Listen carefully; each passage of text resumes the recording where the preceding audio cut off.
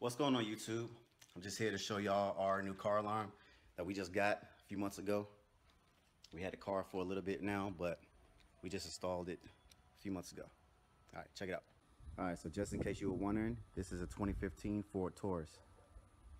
All right, when I push the lock button once, this is what happens. Get away!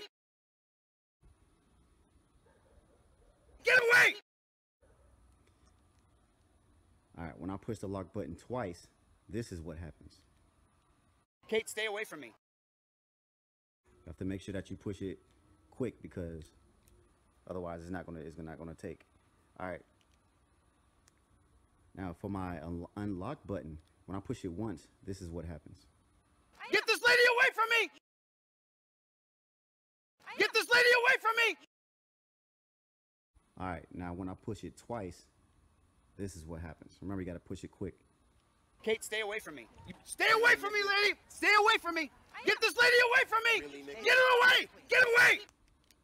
All right, now you have your panic button, which is the red down there. When I push that one, this is what happens. Back the blue, back the blue, back the blue, back the blue, back the blue, back the blue. It's pretty loud, but hey.